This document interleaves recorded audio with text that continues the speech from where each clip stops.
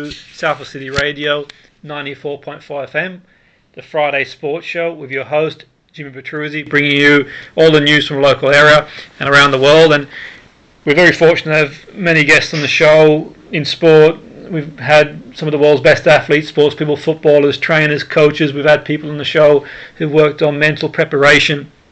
We've also have a segment which is not so new now, speaking to people in the field of psychology who've talked about their research and related fields as well. Today we have a fascinating guest, really interesting, and it's really interesting, I think, at all times, maybe even more so now, because obviously a lot of the challenges that we face have an impact on athletes, and maybe we'll get a bit of insight in terms of the work that our guest does, and our listeners no doubt will be really intrigued into the mental preparation that we don't really hear a great deal in the mainstream about, that athletes do to perform to the best of their ability.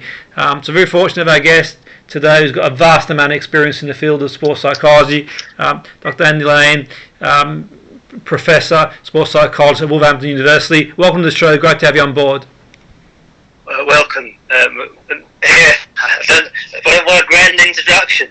and deservedly so. I mean, obviously you know your stuff, and there'll be people listening who sort of are well aware of your work in the field, especially. And yourself, Andy, I mean, you've been doing this for a long time. You've sort of been working in this field for a long time now. What would you say from when you got into sports psychology to now? What are some of the sort of changes you've seen in terms of the way athletes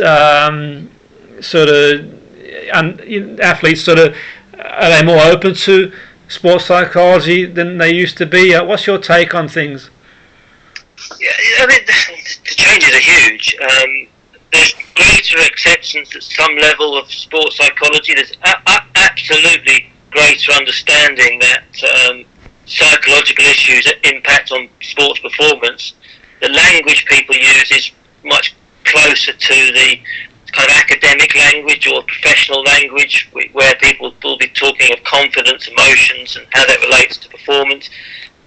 Because in the last 25 years, you've had a massive increase in the number of people who have studied sport to a degree level, which infiltrates all the coaching and all the coaching pathways, the management of professional sport. So they kind of understand where sports psychology and sports science is coming from much better. The late 70s, early 80s, 90s, sports psychology would be someone with knowledge of psychology, not being trained by us, not necessarily being trained as a sports psychologist, but with interest in sport. And whilst that can be very good, you get a mixed approach. So what one person might have understood as a sports psychologist early on is very different to now. When people come out and they get sports psychologists, they will have had largely a very similar education that goes with it. The training routes, the professional training is very rigorous, scrutinised. People have to be very good to get through,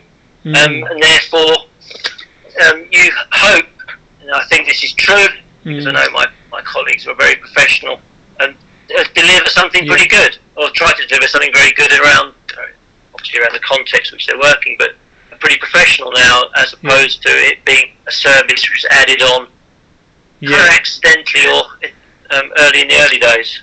Yeah, no, interesting you say. And so, is there sort of like research out there that sort of demonstrates how having sports psychologists can improve performance? I mean, how can one sort of quantify if they could have achieved what they achieved with or without a psychologist? Let's say, for example, someone wins a medal, or someone sort of scores in football 20 goals in a season. Is there ways to sort of quantify the impact of the psychologist?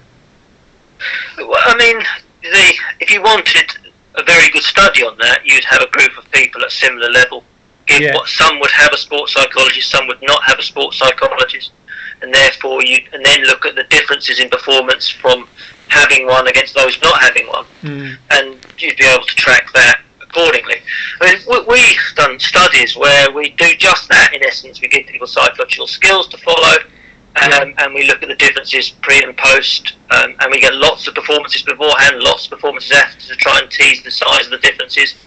And we also monitor what psychological skills people who are not following a sports psychologist do.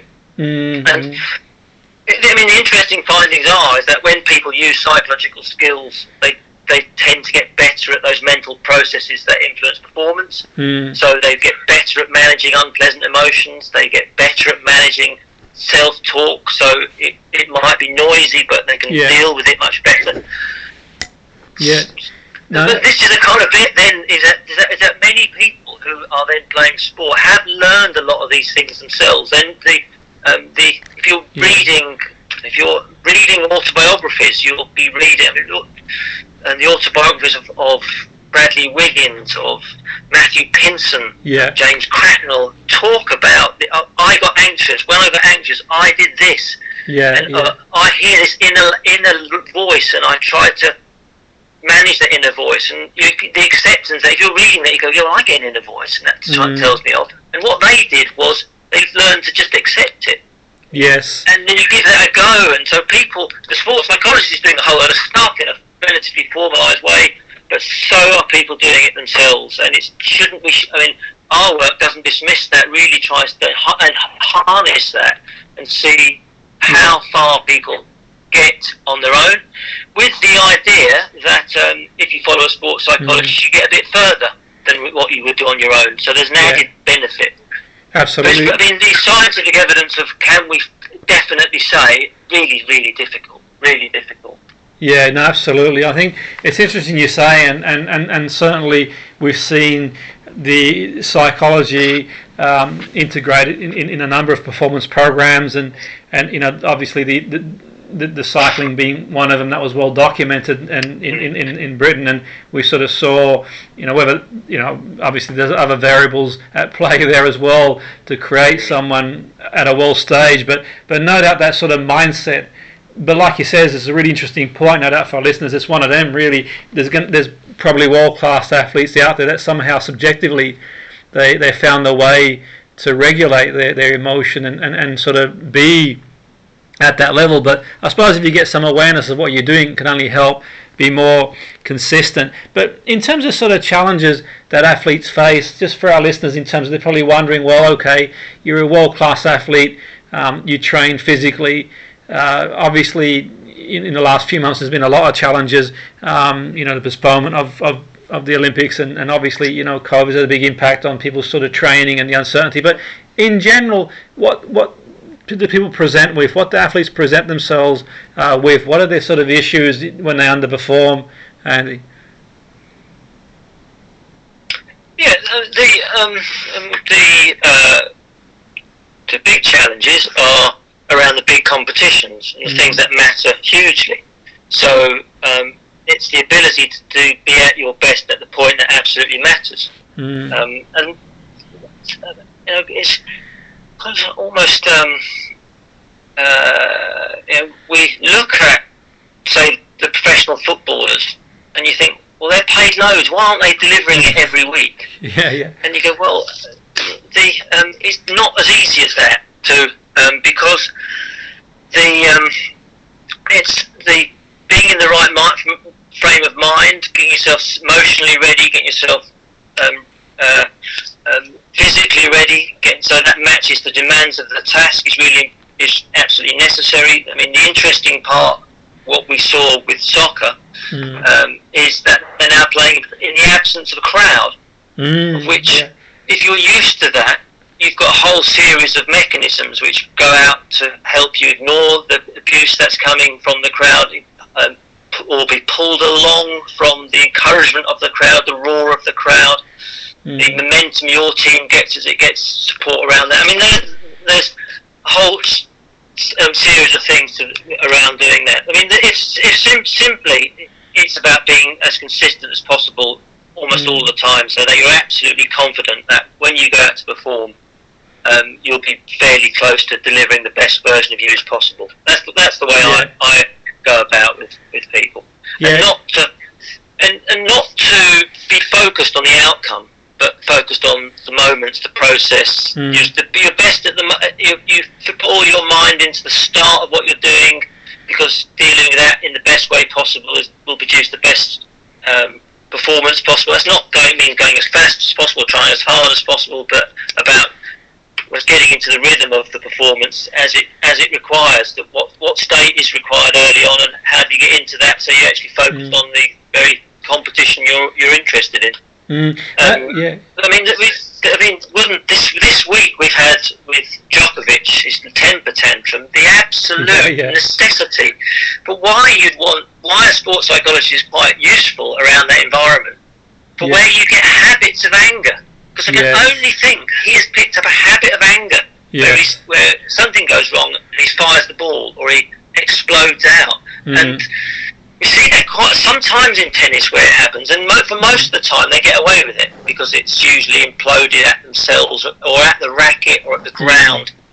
And you can just see it. He fires the ball hoping to go slap against the back fence, and he turn round in horror as it hits someone. Yeah, and absolutely. I saw. But the thing is, I mean, would you say, Andy, with that, there's a sort of balance between maybe that sort of anger and aggression, if it's channeled in the right way, works for him, but sort of, as a psychologist, sort of knowing how to sort of channel that and say, okay, somehow we're going to make sure that there's a fine line, obviously, between being sent off in a football game and a rugby league game. We've seen world-class performers in the first 5 minutes of the game get sent off and change the whole dynamic of the game. Is there a way that the psychologist can sort of sit down with an athlete and say, okay, we don't want to take that aggression out of you if that sort of is the makeup of the player, but somehow channel it in the right way? I mean, absolutely. I mean, one of them is that people have acted before their thought. And when they have acted before their thought, Djokovic, is you can then replay that and you can then try and retrain that processes to try and so that the person, before the action comes out, is totally clear that this action is a decision that they're about to do. They're about to let themselves do that, and so they do an intervention on themselves to have a talk which says, "Hold on, you're about to explode. You've seen the signals for this. At this point, this is not appropriate. This is not appropriate."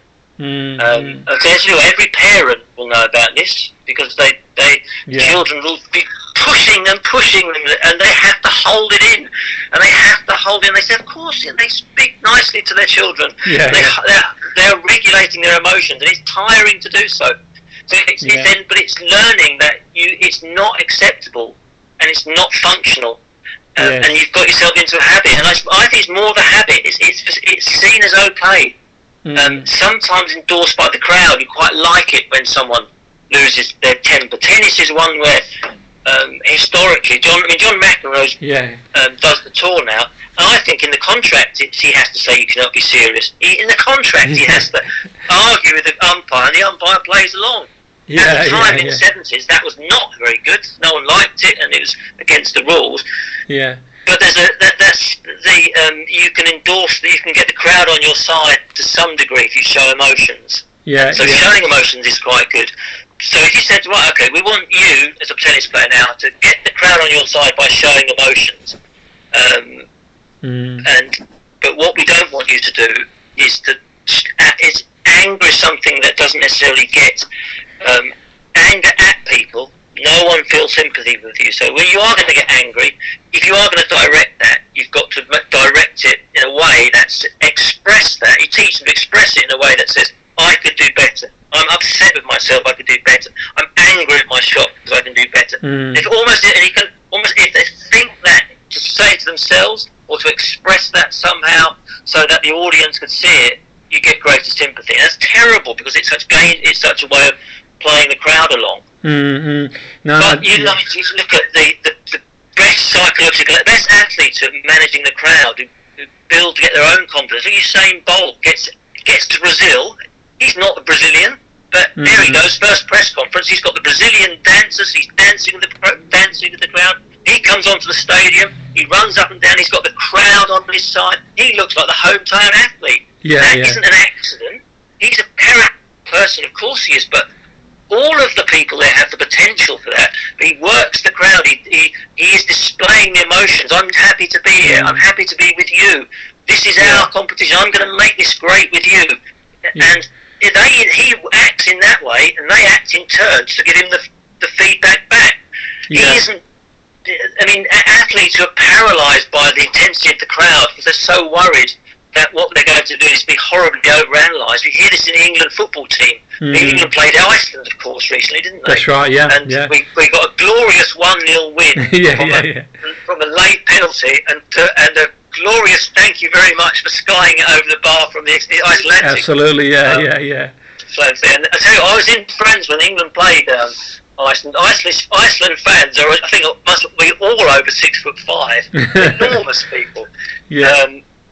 But you want the English team to have that Usain Bolt approach where they go on with absolute joy to play, to be welcomed by the crowd.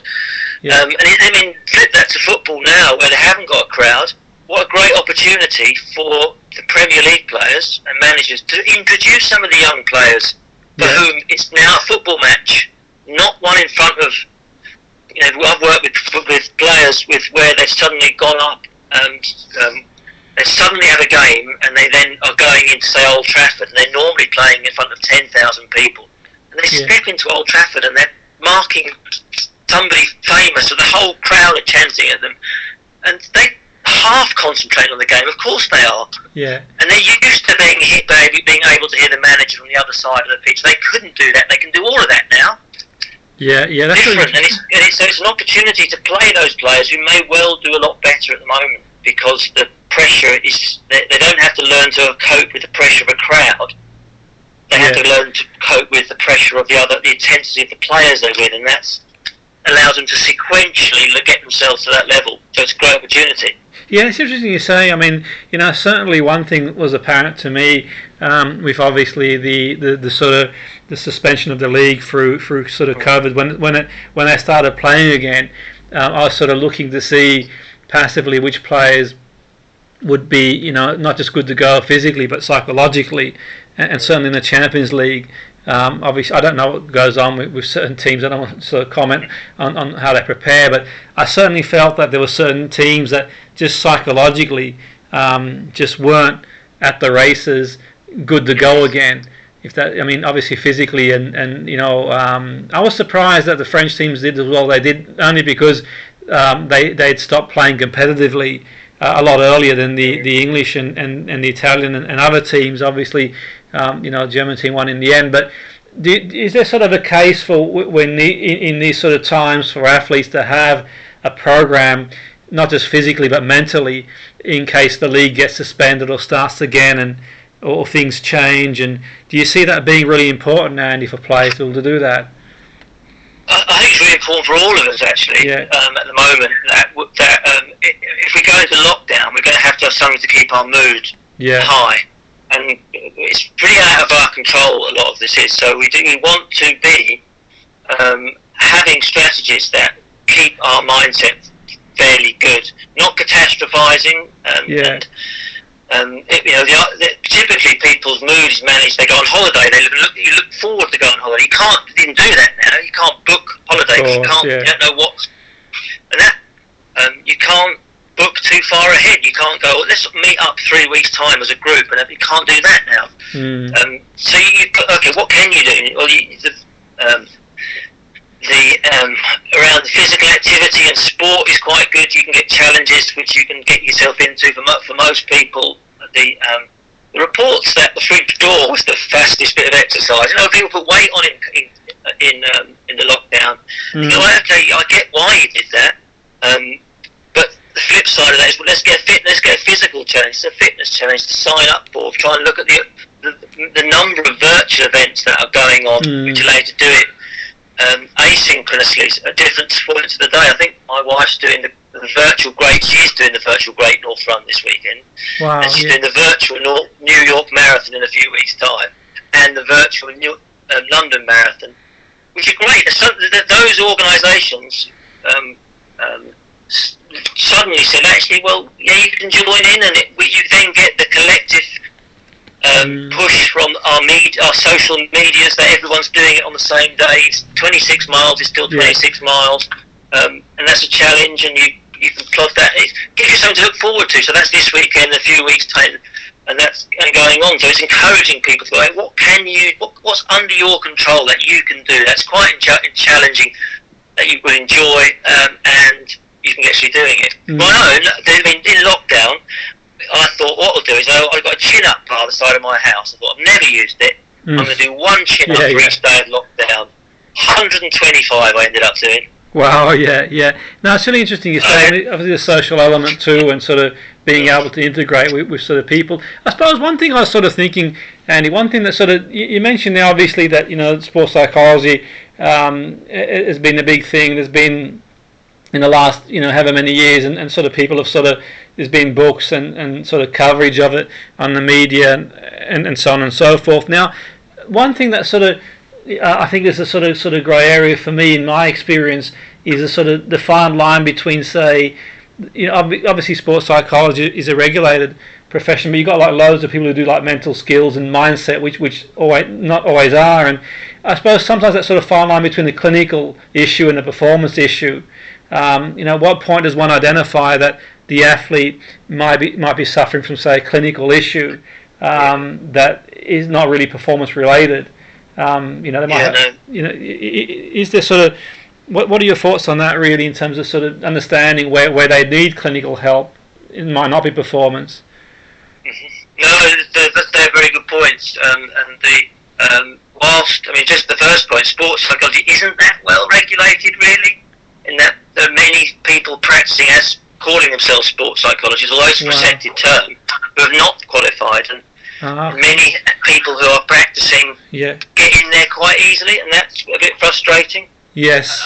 Only because when you're in that professional training environment, and there's so much work's being put in, and you're giving people feedback, and it's costing them a load of money, then you want that to have real value, and people can't become clinical psychologists. You can't just set up a clinical psychology get work, because work doesn't come to you because you're not registered. Of which, within the training of sports psychologists, one of the big issues is not to step over your professional boundaries. So you're not a clinical psychologist. Now there will be many athletes who will present issues that could easily be clinical. Eating disorders being one. Various aspects of mental illness being very common.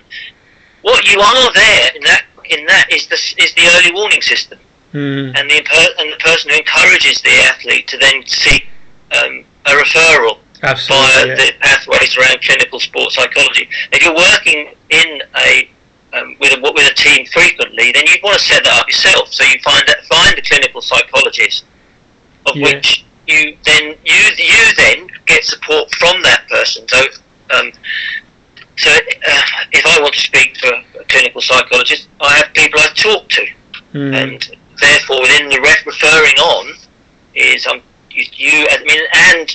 as a sports psychologist, I've got lots of networks of people for whom you get mentoring and talk to about, don't disclose your clients, but you do need to contextualise your work in a broader group, seeing what you're doing is largely okay, and what others do, have chats with them, which would help. And so you wouldn't take it, you wouldn't try and fix it up, you'd refer it on, and you'd encourage and the big part of that is you encourage the individual to do so. That's a lot of it. That underpacks a lot of the change. Is that it's a bit like those studies I mentioned earlier, when you bring people into a study and you say it's about sports psychology, you put them in the control group. You don't tell them they're in the control group. You just ask them what they're doing to prepare, and they describe a whole load of things that look exactly like the group you've given them the intervention for. Yes. You want people to take control, charge of, be really self-directed in where they're going.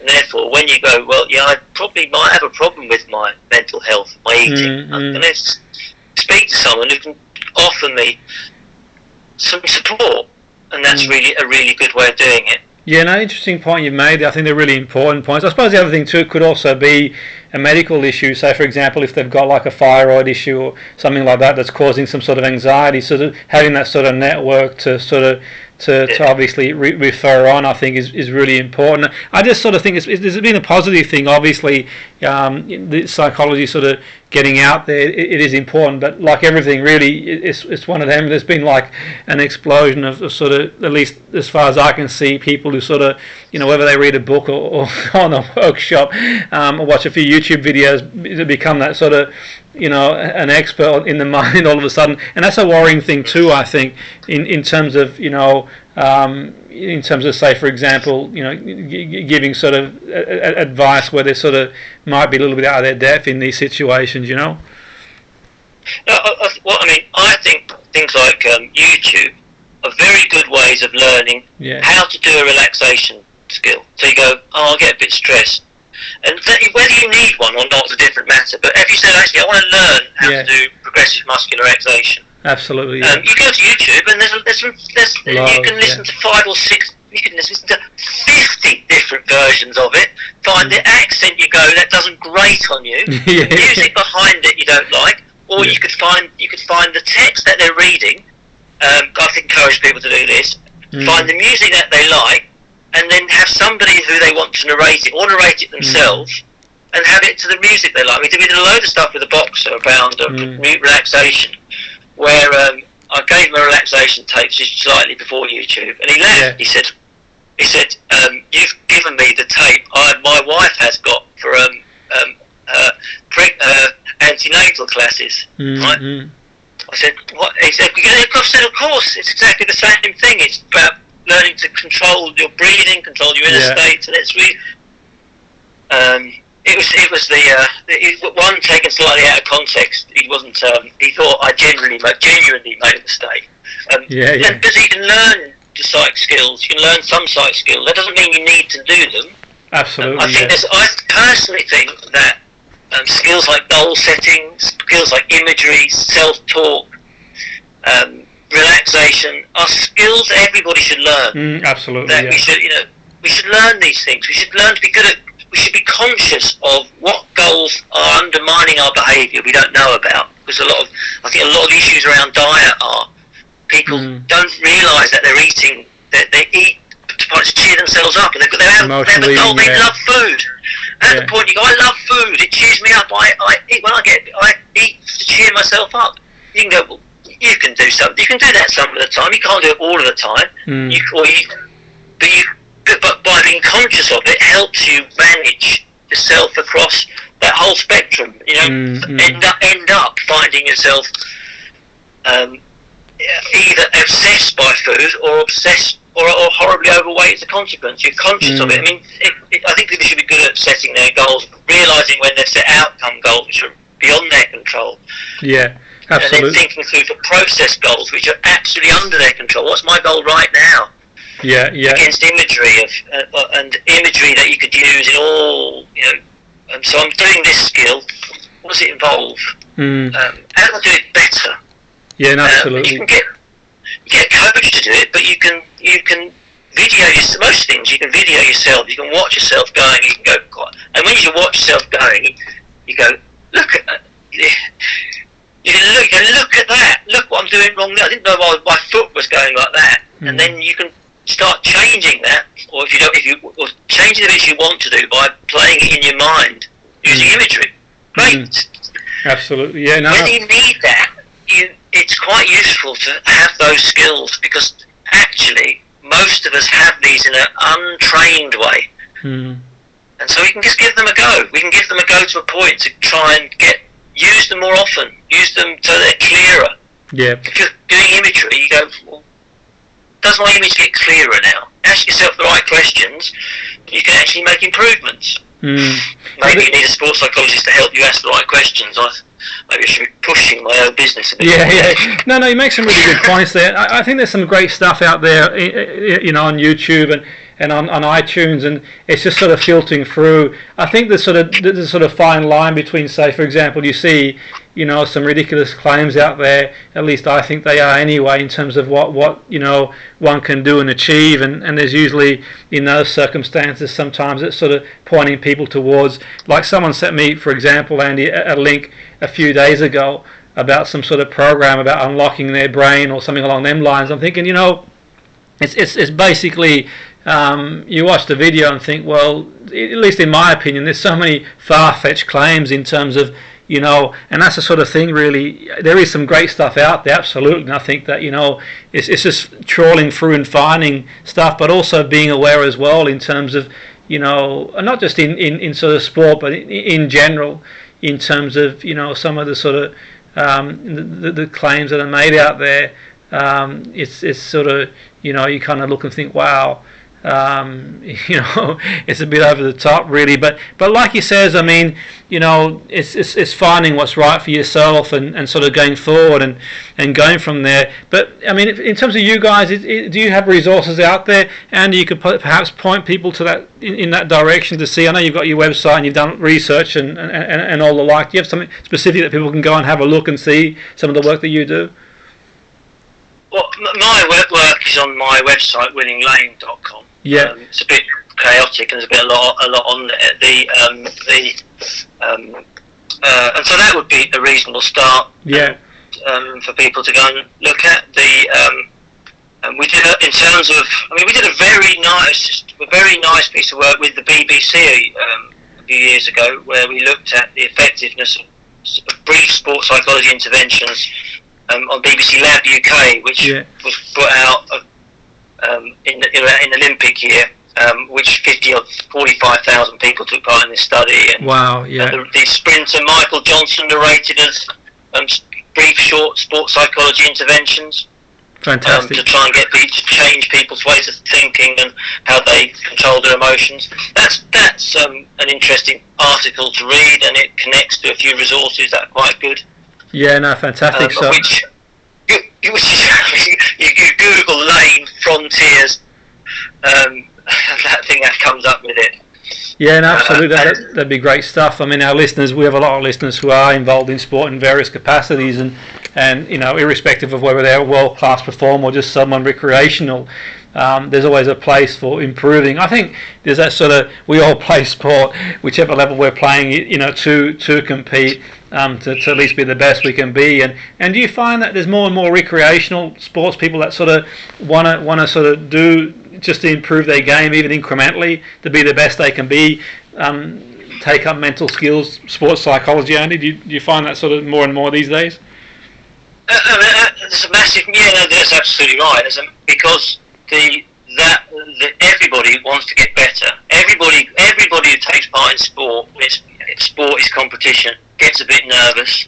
Yeah. Everybody, it's not, getting nervous isn't something for the elite only.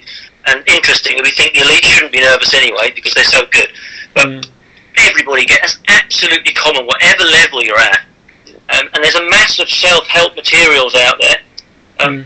We've tried to develop some of these in running on a program called Resist, which tries to put some brief interventions out there.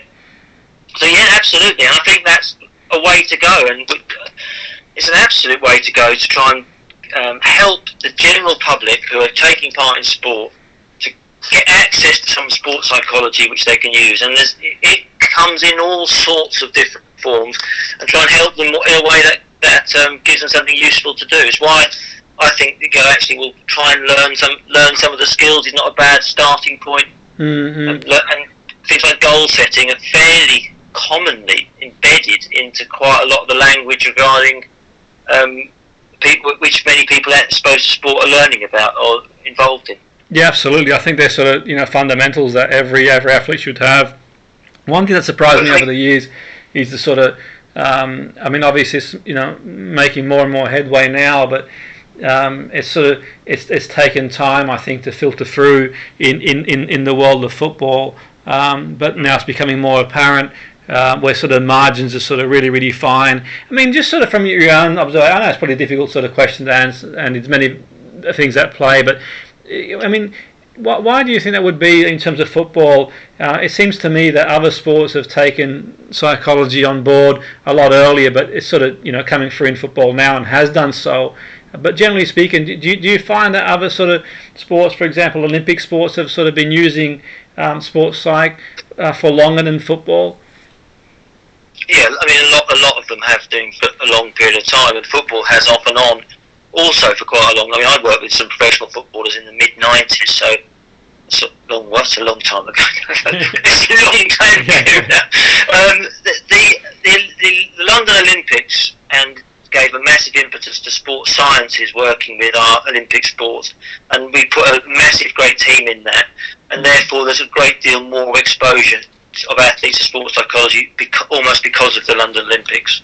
Yeah, yeah. So that's a good thing, and but because coaching programs and coaching qualifications are now embracing sports science far more, that they're all getting a bit of sports psychology, and therefore the coaches will know about sports psychology, and therefore within their own mindset go, I need to know a bit more about that. Well, but as I signposted the clinical issue, the enlightened coach will go, I need to get an expert in here. Yeah, exactly. And they do. They do. They go and find one, and they speak to them. Or, I mean, I quite like it when a coach, you have the conversation with the coach, and then that sets up some work, or they just have a conversation with the coach, and it sets up some work potentially in the future. But that it's quite nice that the coach is seeking to be checked, is seeking that support. Absolutely, and I think a lot of it's down to awareness too, because I can think back to years ago where if you mention sports psych to certain coaches that sort of see it as maybe a sign of weakness, why would you need one of those for type thing? But now they're just so much more aware, and sort of even people who've been in the game for a long time and sort of maybe grew up in an era where it may have been looked that way. But do you think that's down to awareness as well, in terms of the sort of campaigns around sort of not just mental health, but also how important the mind is in playing sport? Yeah, I mean, there's a lot has gone on to colour what a sports psychologist is.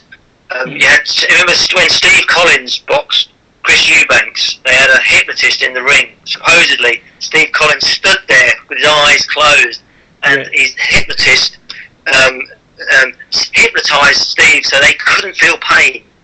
And so, and post the Eubanks and the press were going, no, that's unfair advantage to have your brain fused differently.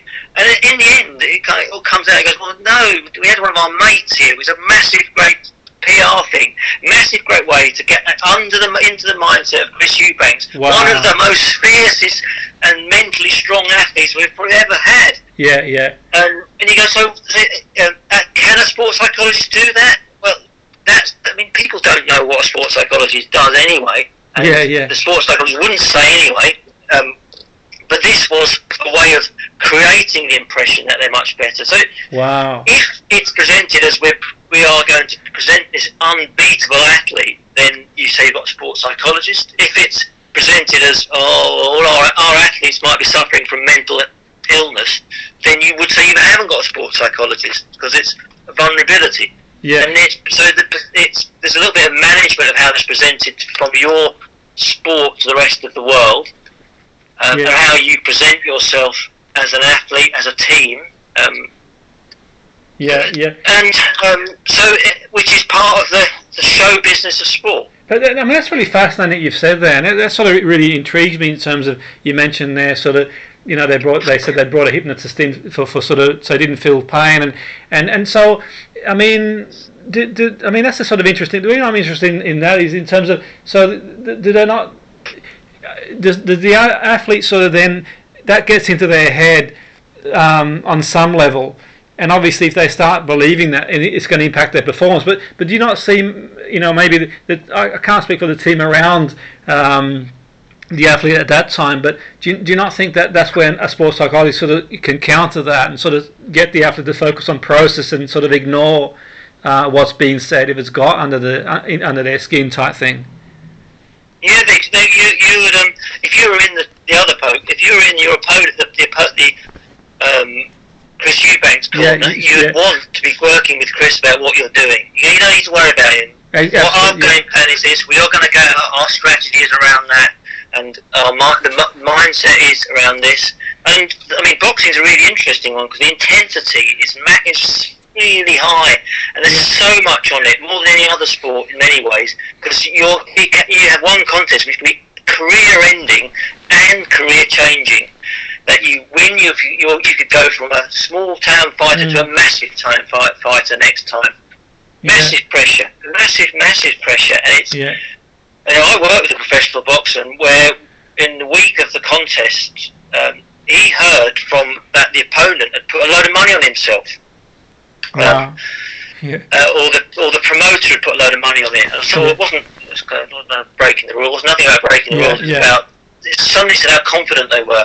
Wow. And you could see how much effect that was having, well, our plan was this. We kept back to the plan. And we just kept going on what the plan was about how that works. Now we're confident we can deliver that, and that delivering that will give us a good chance of winning, and so on and so forth, and build the confidence in the plan we had, and how you need to be relaxed in the early parts of the contest, and all about the processes we were working on. But it sat really under a lot of pressure. So those are the things that in sport that get bowled in that can make things really difficult, and why your best level athletes are still humans as well. Because the unexpected thing that changes the emotions of the person, and therefore it changes their interpretation, can really throw you. Because you never know how much your opponent's training for the competition, how good they are. Absolutely, yeah. I mean, speaking to you there, I think there's a case for, say, a manager or a coach having a sports psychologist too, Andy, because let's say, for example, you're a coach of a team or manager, and mind games come into it, and you get drawn into that, then obviously that's not good for the team as well as a knock-on effect. Do you sort of see a case for, say, a manager or a coach having a sports psych just to sort of bounce ideas and sort of not get drawn into these sort of mind games if they sort of throw those mind games out there? I mean, absolutely. The sports psychologist, depending on how it's all set up, but really isn't working under the manager on the players, and in a report is working for the mindset of getting everybody better. And that might well be not wading in with the players, but simply supporting the manager only. And in fact, quite a lot of the work I've done is where I'm not going to see the athletes very often, and where I can speak to the coach quite often. Yeah. We do it all with the coach. Yes. And therefore you know that what the coach is doing is passing it on, and actually that can work in a really facilitative way, because if you introduce somebody new to the environment, that person has to then integrate. Now, if the coach brings a sports psychologist in, or sometimes in football, the chairman brings a sports psychologist in, and everyone's a bit not really on board with it. It can be a really hard job to get accepted. Yeah. If the coach goes, I think it'd be quite good for me to speak to this, then you can absolutely help, and it can be done in a way that is really accessible without having to disrupt the dynamics of who's there. Don't have to bring another person in directly. You can speak to the coach, and the coach can learn from that. And I think that's quite useful, because what the coaches are trying to do, the coaches are trying to improve the mental game of their players. They are the person on the front line. They're there every day in training. Therefore, you want them to be skilled, and you want them aware of their own actions and how their own actions affect the mindset of their players. I mean, they made some really interesting points. I'm sure our listeners are really intrigued, and no doubt some of our listeners will be looking to become, if not already, in the field of sports psych. I mean, yourself, and you've got a lot of experience. You're sort of, you're well known in the industry. You've sort of, been around. You've got a lot of credibility. Let's say someone's starting out in the game and they're in the world of football, for example, which can be a really high pressured environment, where the manager will generally maybe sort of use the psychologist as a sounding board. I mean, what happens in situations where are there situations where the psychologist sort of says one thing, but the manager then obviously decides to do something completely different, or sort of the time the psychologist is given isn't adequate in terms of there's so much competition for time for players, what they do. I mean, working in things like football will be challenging as well. I mean, what do you think in terms of the psych? Do they have to prepare for that as well, working in a really high pressure environment? The context in which you work in, and how that works, is really a key part of the experience you're going through.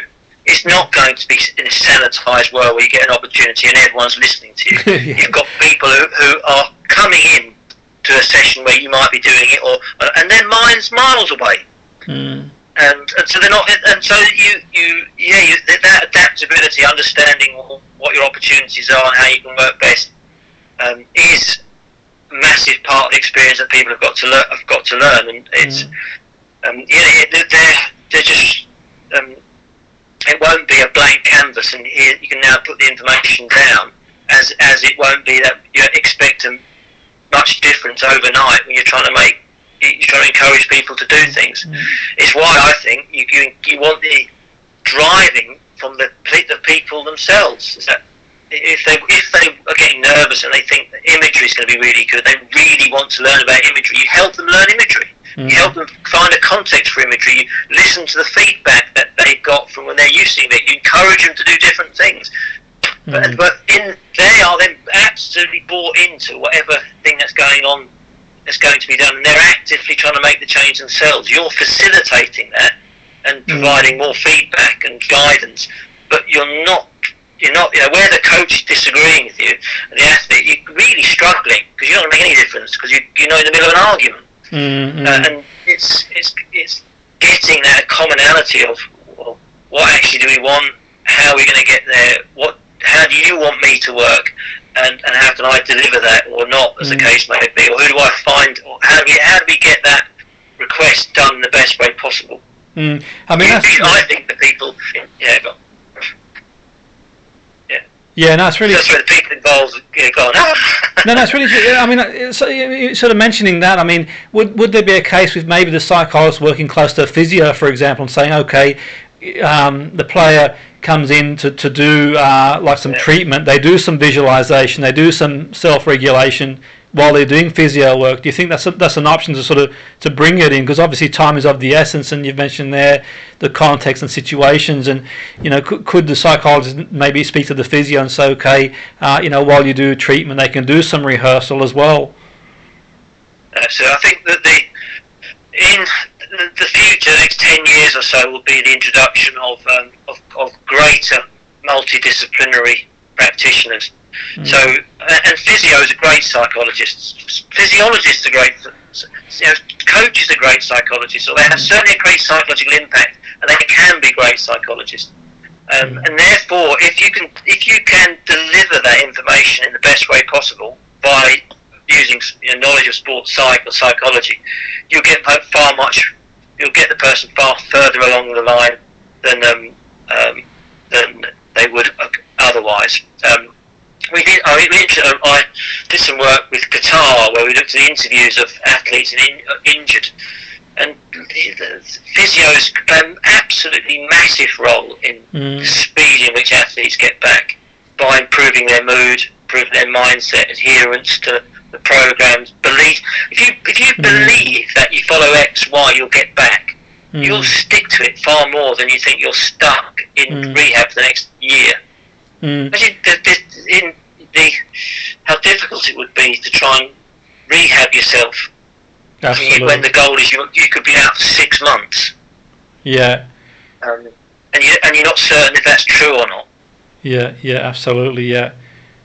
No, definitely. So that's an interesting one there. I mean, I sort of, you see players sometimes out for a long time, and then they pick up another injury now again, and it becomes a lonely world for them as they get sort of move forward. In terms of sort of the psychologists too, do you sort of see a role in maybe helping athletes once they finish their career? That seems to be an area, Andy, that from my experience, it's probably got a long way to go. Say, a lot of it's primed towards when you're playing, when you're out there, get the best out of the person. But there's, I suppose, the humane thing where the athlete sort of retires and they might struggle psychologically. Not suggesting that's in place for clinical, but just might be just some basic skills they can use to sort of integrate into society in general. Do you see a place for psychology helping athletes phase back into life as we know it outside the sporting world? Absolutely. I think the overall plan would be for any athlete is to be absolutely clear of that. They're not going to be a professional athlete in their 40s, or unlikely to be a professional athlete. They're not likely to be a professional athlete in their 50s. They're after their 40s. And what are they going to be doing? Are they alive to earn enough money to be able to live off their sport? That's possible. Are they going to be fulfilled in whatever they're going to be doing once they've done that?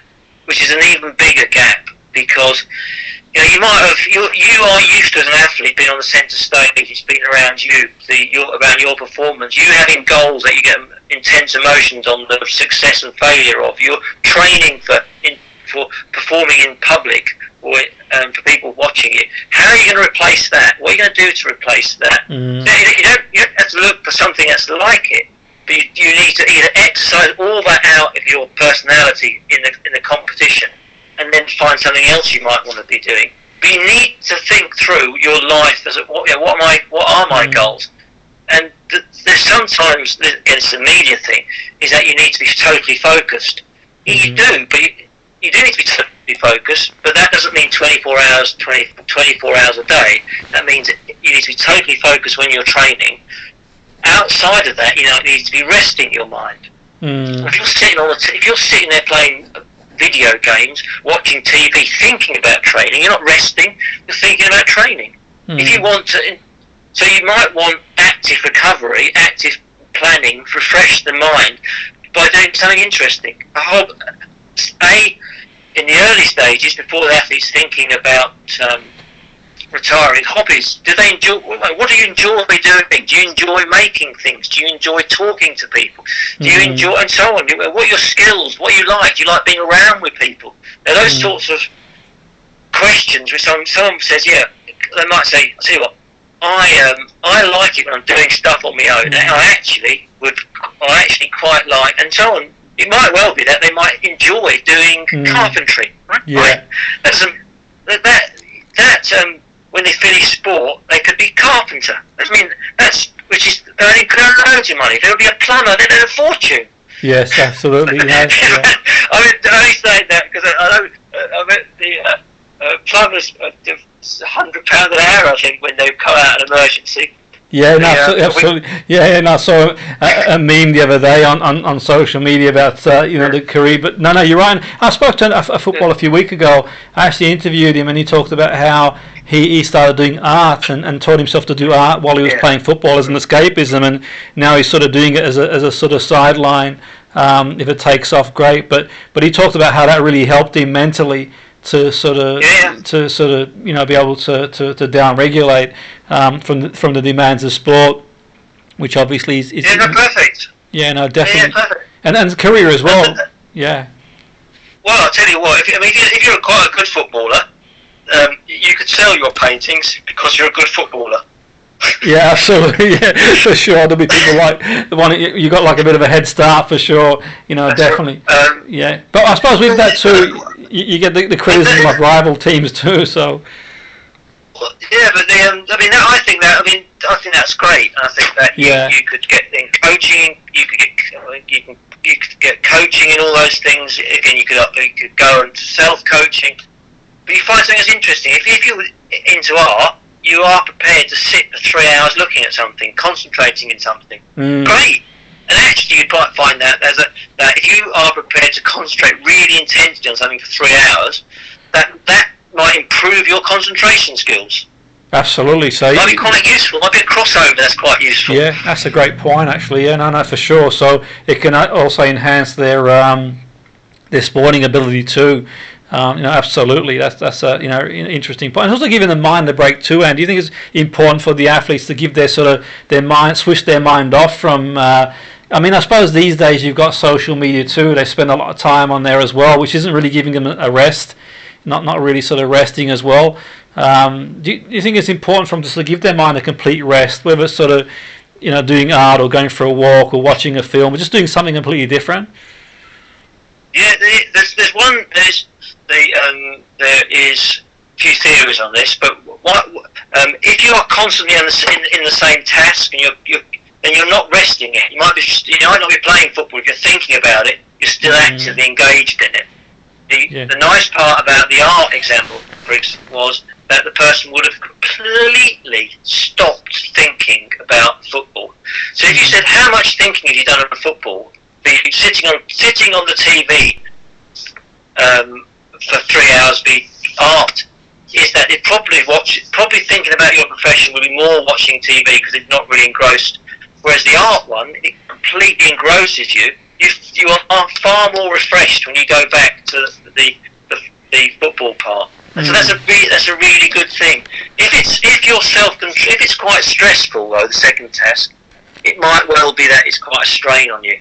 And the idea that the straw that broke the camel's back has a scientific basis behind it, and that if you're constantly having to self-regulate, it can have a fatiguing effect.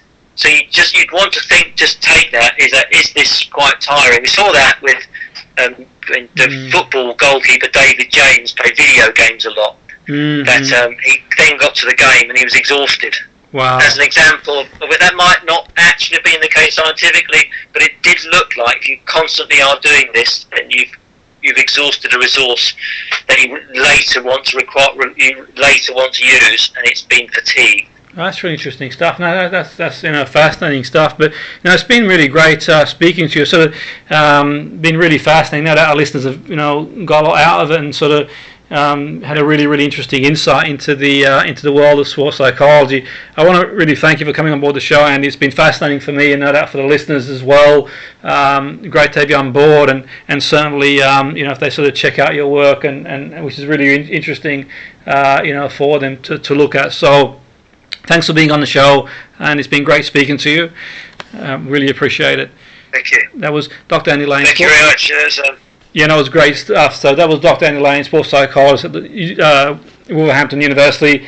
Speaking of that sports psychology, a really interesting area for a lot of the people who are involved in sport. Even if you're not involved in sport too, there's some really interesting stuff out there to look at. The imagery, the visualization, relaxation that we can all transfer to life in general. So 94.4 FM Salford City Radio, with your host Jimmy Petruzzi on the Friday Sports Show.